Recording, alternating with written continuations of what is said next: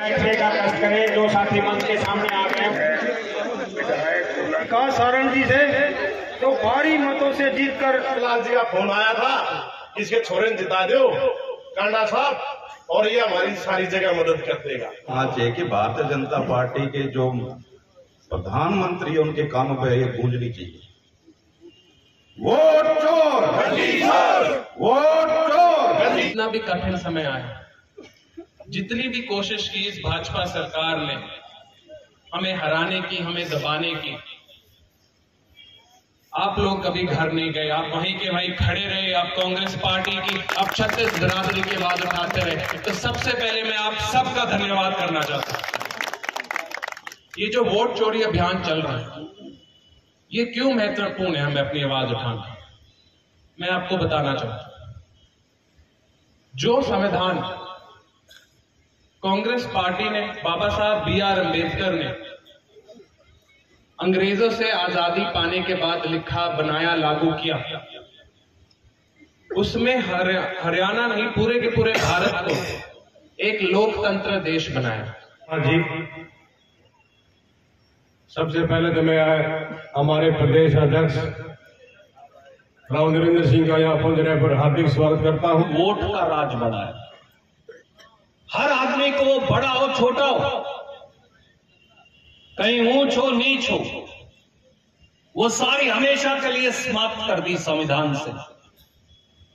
इस देश में 5000 साल तक छुआछूत की राजनीति रही।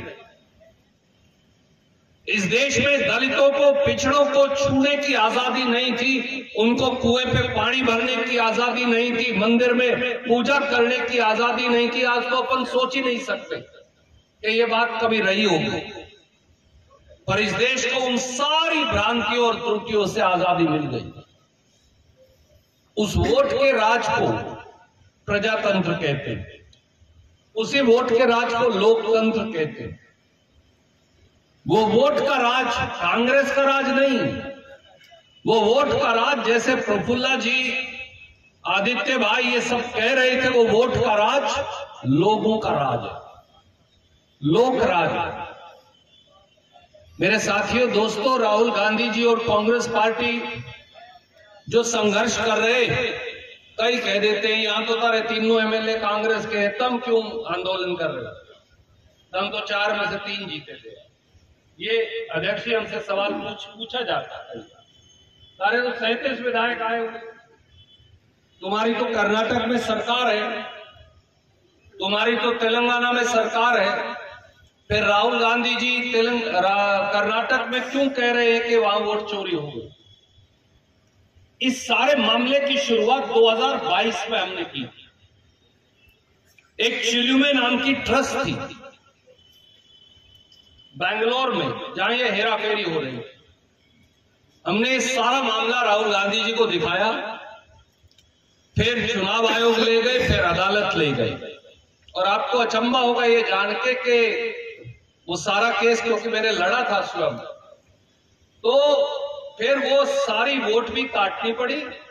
2 IAS अफसर सस्पेंड हुए, 4 सिविल सर्विस ऑफिसर सस्पेंड हुए, और वो वोट कटने से काफी हद तक बच गई। जो हमें एक सहारा दिया, शक्ति दी, ताकत दी, और जो आवाज हमारे नेता आदरणीय राहुल गांधी जी 5 नवंबर को इंदिरा भवन नई दिल्ली से जो हमारा पक्ष रखा हरियाणा के लोगों का, कि किस तरह से भारतीय जनता पार्टी ने बेईमानी करके, EVM से छेड़छाड़ करके, बैटरी 99% रख करके, डबल ट्रिपल वोट बना के, फर्जी वोट बना करके 25 लाख वोटों की जो हेरा फेरी की, हर 8वां वोटर फर्जी या डुप्लीकेट था, उसके विरोध के अंदर हम सब लोग, कांग्रेस पार्टी पूरे हरियाणा में हर जिले के अंदर जाकर के सब भाइयों को जगाने का काम कर रही है। चौकीदार का काम होता है जागते रहो ताकि चोरी ना हो आगे, तो इसलिए हम जगाने के लिए आए हैं आपको कि कैथल के भाइयों, ये सरकार बेईमान हो। वो एक फिल्म आई थी ना 1970 के दशक में मनोज कुमार की, नाम भी बेईमान था। उसमें शायद ये गाना भी था जय बोलो बेईमान की। तो ये लोग तो ऐसे बेईमान हो गए।